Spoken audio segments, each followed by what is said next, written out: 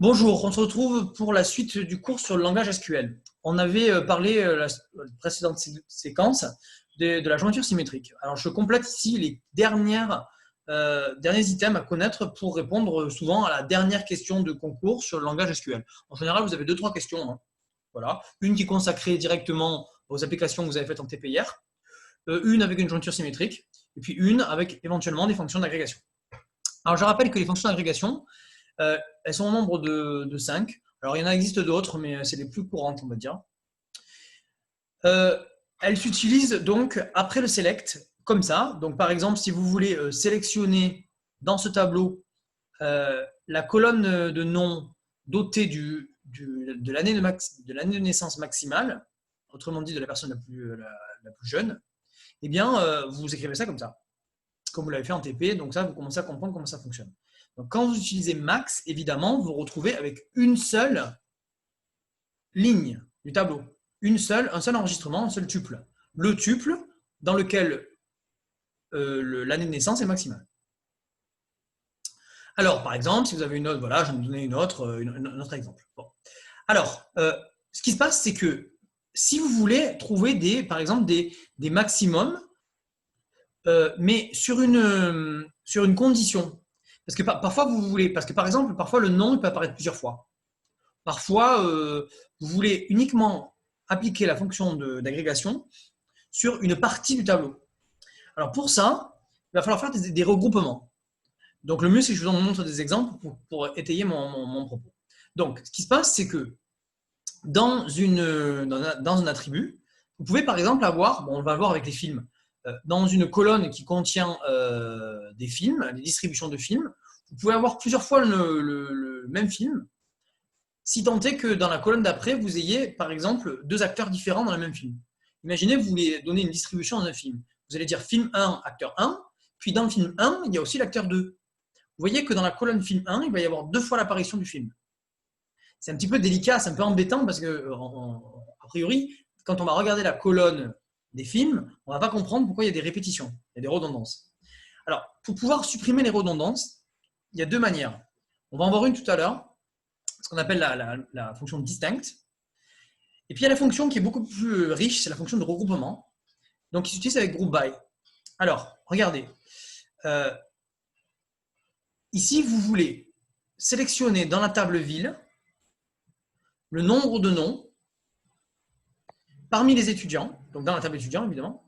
Et quand vous mettez group by ville, eh bien, ce que ça va faire, c'est que vous voyez qu'ici, il y a 2 fois l'apparition de la même ville pour 2 personnes différentes. Eh bien, si vous mettez group by ville, automatiquement, il va supprimer une des 2 lignes. Il ne va garder que la première apparition de Strasbourg. Autrement dit, la deuxième ligne d'apparition de Strasbourg, elle va être groupée à la première. Donc, quand on va vous dire compter le nombre de noms, il va compter le nombre de noms pour lesquels il y a la même ville. Quand je dis supprimer, en fait, il ne supprime pas. Enfin, lui, il identifie les 2. Donc là, ça va donner quoi? Ça va sélectionner le nombre de noms par ville. Le nombre de personnes par ville. Donc, il va vous dire Strasbourg 1, Strasbourg 2, pardon, Strasbourg, 2, et puis Paris, 1. Donc là, il faut toujours que vous y pensiez à ça, c'est-à-dire que le group by, il sert lorsque dans un attribut, il y a plusieurs fois la même valeur. Alors, deuxième chose, beaucoup plus, alors si on veut aller plus loin, ce qui se passe, c'est qu'on voudrait en plus, comme je l'ai dit en préambule, mettre une condition. Par exemple, on pourrait dire, comptons le nombre d'étudiants par ville, mais ayant une année de naissance maximale. Eh bien, c'est la condition, c'est donc quelque part, c'est une projection, c'est une sélection, pardon, c'est un where. Quand on dit ayant une année de naissance maximale, c'est ce que vous avez fait au TP. On aurait envie de dire where l'année de naissance est maximale. Mais en fait, ce qui va se passer, c'est qu'on ne peut pas utiliser where après group by. Pourquoi? Parce que vous aurez déjà utilisé where avant group by souvent, ou ailleurs. Dans la structure que je vous ai donnée en cours, je vous ai expliqué, donc il y a le select from where, et puis après éventuellement il y a du group by having. Vous ne pouvez pas, enfin c'est une convention, mais le having, la sélection sur le group by, vous ne pouvez pas la faire avec un where. Vous la faites avec un having. Donc, ayant une année de naissance maximale. Donc en fait, on va voir ça dans les exercices. Alors, c'est un truc qu'en général, c'est la dernière question du concours parce que c'est difficile à capter. Souvent, ce qui se passe, c'est qu'il faut que vous disiez, je vais mettre un having. Pourquoi? Parce que le where est interdit parce qu'il suit un groupe by. Mais il a la même fonction que where. Il a une fonction de sélection de certaines lignes vérifiant une condition booléenne. Après le having, il y a forcément un booléen.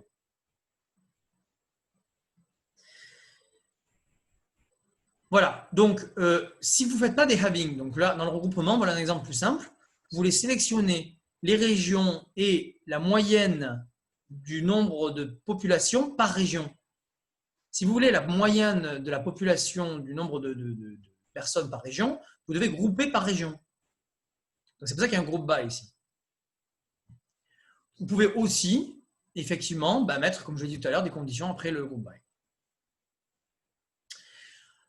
Donc ça, c'était pour les regroupements. On va faire 2 exemples après là-dessus. Ensuite, pour les autres opérateurs qu'on n'a pas vus, on va faire un exemple. Alors, c'est des opérateurs plus rares, mais quand même, qui sont très simples, c'est les opérations de la théorie des ensembles.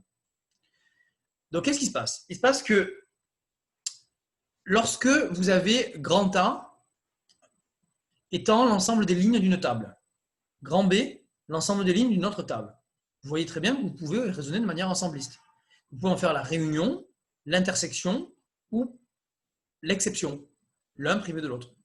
Et bien pour ça, c'est très facile en Python. Vous pouvez l'utiliser très simplement avec un petit opérateur qui s'appelle union, intersection et except. Donc regardez par exemple 2 tables ici qui contiennent des molécules, le tableau périodique des éléments périodiques. Donc vous avez ici leur symbole, leur nom.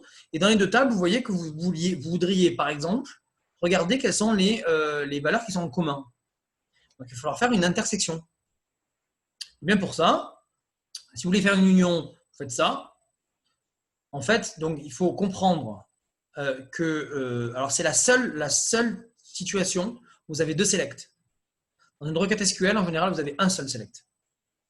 Mais quand vous voulez faire une réunion, une intersection ou une exception, vous avez 2 selects. Ça consiste à dire sélectionne la table 1 intégrale et réunis-la avec la table 2 intégrale. Donc là, ça ne va pas être très utile parce qu'en fait, on va avoir une réunion. Donc en fait, ce qu'il va simplement faire, c'est qu'il va prendre la table 2 et il va la mettre au-dessous de la table 1. Et il va répéter les symboles autant de fois qu'ils apparaissent. Donc on voit que ce n'est pas très utile ici, c'est plutôt une intersection qu'on a envie de faire. Donc voilà ce que ça va renvoyer. Alors, au niveau de l'ordre, en général, c'est… oui, pardon. Alors, par contre, non, ce que je voulais vous dire, excusez-moi, c'est qu'il n'y a pas de répétition. Autant pour moi. Quand on fait une réunion de 2 tables, de la même manière que lorsqu'on fait une réunion de 2 ensembles, les nombres qui apparaissent plusieurs fois ne sont cités qu'une seule fois. C'est assez classique ça. C'est-à-dire que dans un ensemble, vous ne pouvez pas avoir 2 fois le même élément. Quand vous écrivez 1,1 entre accolades, automatiquement, il supprime un des 2 1.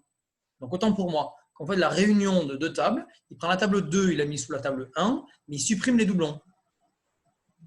Mais par contre, un doublon, c'est une ligne tout entière. Donc, si par exemple, vous aviez ici un H hydrogène, un chiffre, et puis ici un H hydrogène, un chiffre, mais un autre chiffre, par exemple 0,0709, alors il considérera que les lignes sont différentes, et donc il les mettra toutes les 2.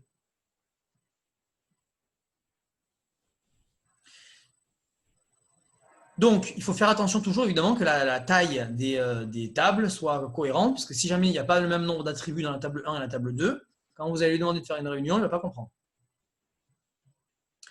Pour l'intersection, c'est encore plus facile à comprendre. Donc, l'opérateur, c'est intersect. Alors ça, je ne l'ai pas écrit sur votre feuille.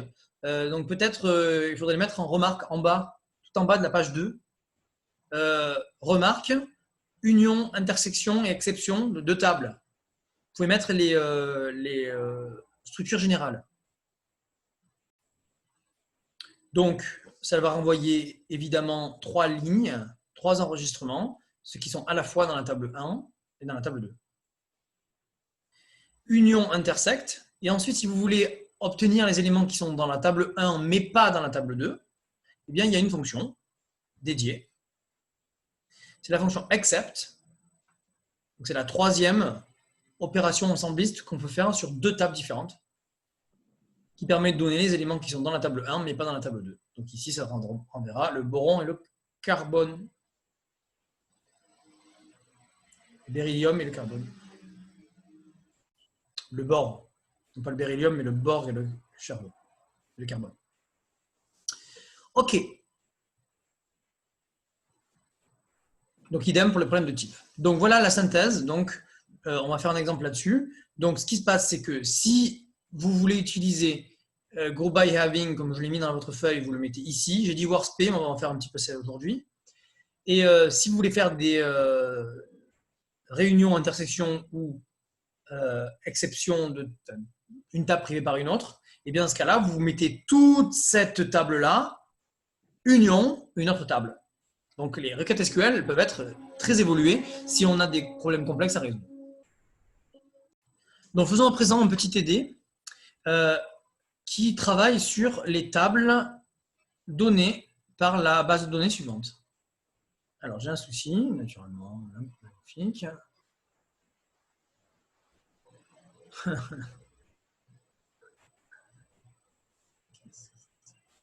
C'est quoi ce bordel là?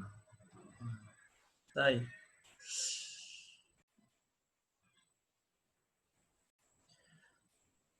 Donc, cette base de données comporte trois tables, la table acteur, movie et casting.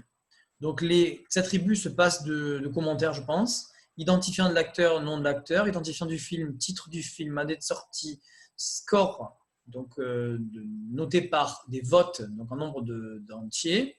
Et ici, en nombre entier, ici, le directeur du film. Alors, le directeur en entier, c'est. Donc ici, c'est l'identifiant, ici, cet entier, c'est l'identifiant du réalisateur. Alors, le réalisateur, parfois, peut être un acteur. Je crois que dans la table d'acteurs, si je me souviens bien, il y a peut-être aussi les réalisateurs. Parce que souvent, les réalisateurs sont acteurs. Donc, ou on a une table à part de réalisateurs, ou bien on a dans la table acteurs les réalisateurs qui sont mis. Bon, on va dire que c'est la première situation, à savoir que les directeurs, les réalisateurs ne sont pas dans la table acteurs. Sinon, ça fait une jointure en plus. On pourrait, hein, vous me direz. On pourrait. Si on pourrait s'amuser à faire ça. Donc, supposons que dans la table acteur, il y a aussi les réalisateurs qui sont intégrés. Donc, ce int, c'est l'identifiant du réalisateur dans la table acteur.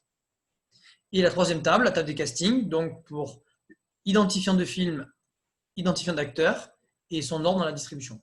1, 2, 3, 4, 5. Du 1 étant le meilleur, 5 étant le moins bon. Voilà, on vous signale dans la structure que id est une clé primaire de actor et de movie. Ça ne vous choquera pas. Alors, on vous demande de conjecturer les clés étrangères liées à ces clés primaires. Donc, la proposition qu'on a voulu essayer de faire, c'est cette structure relationnelle-là. Donc, ça et ça, ce sont les égalités de clés qui sont évidentes ici dans la structure des tables.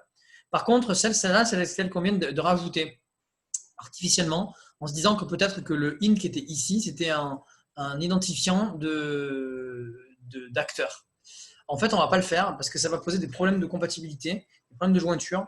Parce qu'on va avoir un conflit entre l'égalité de clés qui est ici, qui joint cette clé à cette clé, avec l'égalité de clés ici, qui joint cette clé à cette clé. Donc, on va faire une double jointure symétrique, on va avoir des problèmes de conflit. Donc, on revient à ce qu'on disait. On supprime cette relation-là, ce lien-là, on le supprime.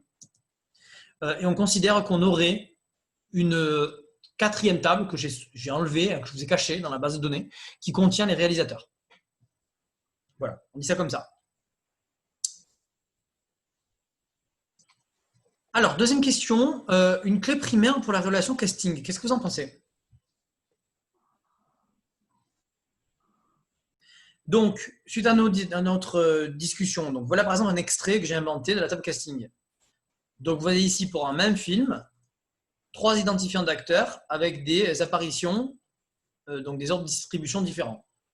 Donc, ce qui se passe, c'est que si on prenait la colonne, l'attribut movie id comme clé étrangère, on n'aurait pas eu, la clé ne permettrait pas d'identifier de manière unique chaque enregistrement de la table. Ça, c'est la définition d'une clé primaire. Il faut connaître, il faut savoir le dire, il faut savoir l'écrire. Donc, ça ne suffit pas de choisir l'attribut movie id. Qu'est-ce qu'on pourrait faire alors?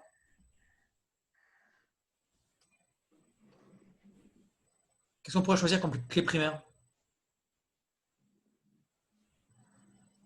Est-ce qu'une clé primaire, ça peut être une union ou un... Une liste d'attributs. C'est la définition d'une clé primaire. Hein. Attribut ou liste d'attributs, tel que. Donc, tu dirais? du coup, la movie id et actor id. Voilà, comme il dit Lohan, exactement. Parce que là, par contre, c'est sûr que la liste, le 2 uplé du numéro de film et du numéro d'acteur va identifier de manière unique chaque ligne de la table. Parce que vous ne pouvez pas avoir plusieurs fois ici le même chiffre. Vous ne pouvez pas apparaître 2 fois, il n'y a pas de raison. Ou alors, c'est une redondance dans la table qui est inutile.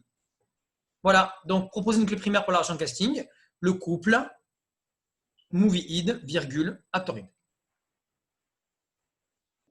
Alors maintenant, on se lance dans des requêtes suite au schéma relationnel qu'on va mettre en place. Donc, les questions 1 et 2 et 3, vous pourrez les faire tout seul. On verra si vous avez compris la base des fonctions d'agrégation, surtout pour la question numéro 3. Donc, la question 1 est très facile, c'est des révisions du TP. La question 2, la question 3, vous voyez, il y a du moyen et il y a qui a eu le plus de votes, donc il y a du max quelque part. J'aimerais qu'on fasse ensemble les questions 4, 5 et peut-être 6. Voilà, si on a le temps. Allons-y. Donc pour la question numéro 4, voilà la réunion des tables. Donc l'attribut title de movie dont le titre contient Donald, union. L'attribut name de actor dont le nom contient Donald. Donc voilà la correction pour le petit 5. Alors, ce qui se passe, c'est qu'un même acteur, un même nom d'acteur va apparaître souvent plusieurs fois. Parce qu'un acteur qui est bankable, qui joue dans plusieurs films, eh bien, il va être dans de très nombreux films, premier ou deuxième dans un casting. Donc, il y a un petit mot qui permet de virer les doublons. C'est le mot distinct. Quand vous mettez distinct, comme ça ici, avant name, ça ne vous garde dans la table en question qu'une seule fois l'apparition du nom de l'acteur. Alors là, c'est vraiment une suppression. C'est-à-dire, en fait, il supprime tous les autres. Donc, dès qu'il voit réapparaître une deuxième fois le même nom, il supprime la ligne. Donc, ça, c'est radical, c'est esthétique, on va dire. C'est juste pour vous éviter d'avoir à lire plusieurs fois la même chose.